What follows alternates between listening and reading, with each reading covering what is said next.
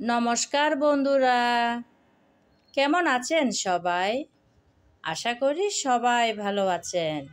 আজকে হেলেঞ্চা শাক নিয়ে চলে আসলাম আপনাদের মাঝে।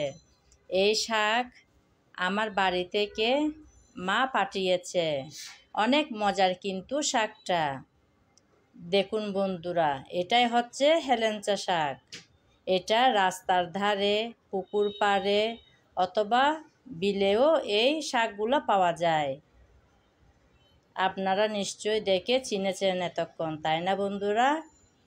এখন আমি এই শাক কেটে ধুয়ে পরিষ্কার করে তারপর রান্নায় বসাবো। সেজন্য আমি প্রথমে শাকগুলো ধুয়ে নিয়েছি কেটে কুটে।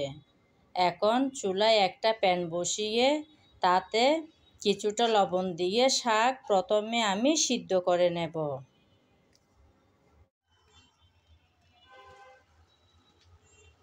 শাকগুলো আমি পরিমাণ মতো লবণ দিয়ে সিদ্ধ করে নিয়েছি, ঢাকনা দিয়ে সিদ্ধ করে নিয়েছি। আমি কিন্তু কোনো রকম পানি ব্যবহার করিনি। শাক থেকে যে পানি বের হয়েছে সেই পানি দিয়ে শাকটা সিদ্ধ হয়ে গেল। এখন আমি চুলা থেকে শাক নামিয়ে নেব। শাকগুলো আমি চুলা থেকে নামিয়ে প্যানটা আবার ধুয়ে বসিয়ে দিলাম চুলায়। প্যানে আমি কিছুটা পরিমাণ তেল দিয়েছি। তেল গরম হয়ে গেল। গরম তেলে দিয়ে দিচ্ছি রসুন কুচি। নেড়ে চেড়ে লাল করে ভেজে নেব। আজকের শাক ভাজিতে আমি পেঁয়াজ দেব না, আপনারা চাইলে পেঁয়াজ দিতে পারেন। এই শাকটাতে এভাবে করলে শুধু রসুন আর লাল শুকনো মরিচ দিয়ে বাগা দিলে বেশি ভালো লাগে আমার। তাই আমি লাল শুকনো মরিচ আর রসুন দিয়ে আজকের শাকটা রেডি করে নেব। দিয়ে দিলাম 3টা লাল শুকনো মরিচ।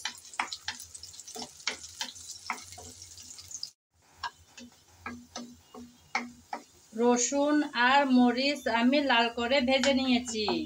এখন আগে থেকে সিদ্ধ করে রাখা শাকগুলো দিয়ে দেব।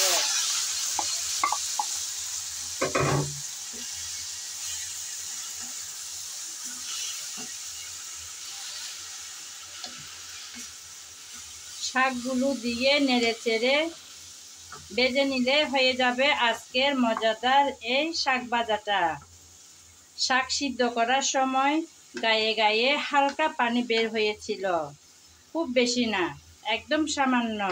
সেই শাকের পানি কিন্তু আমি ফেলে দিইনি। এখন নেড়ে চেড়ে ভালোভাবে ভেজে নিলে সেই পানিটাও শুকিয়ে যাবে। পানিটা ফেলে দিলে কিন্তু শাকের পুষ্টিগুণটা নষ্ট হয়ে যেত, তাই আমি শাকের পানিটা ফেলে দিইনি। আমার আজকের ভিডিও যদি আপনাদের ভালো লেগে থাকে তাহলে আমার চ্যানেলটি সাবস্ক্রাইব করে আমার পাশে থাকবেন। আর যদি ফেসবুক পেজে দেখে থাকেন তাহলে পেজটি ফলো করে দেওয়ার অনুরোধ রইল।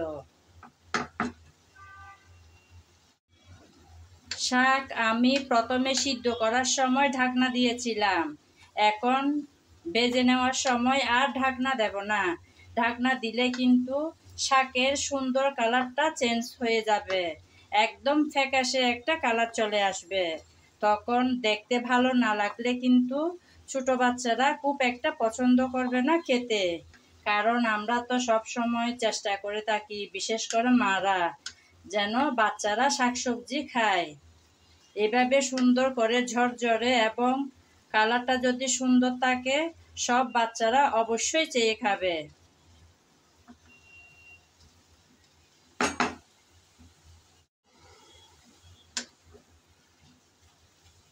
বন্ধুরা, রেডি হয়ে গেল মজাদার আজকের শাক ভাজা। আমি এভাবে নেড়ে চেড়ে একটু ঝরঝরে করে নেব, তারপর চুলা থেকে নামিয়ে নেব। আজ এ পর্যন্ত। সবাই ভালো থাকবেন। নমস্কার। আগামী ভিডিও দেখার আমন্ত্রণ জানিয়ে আজ এখানেই বিদায় নিলাম।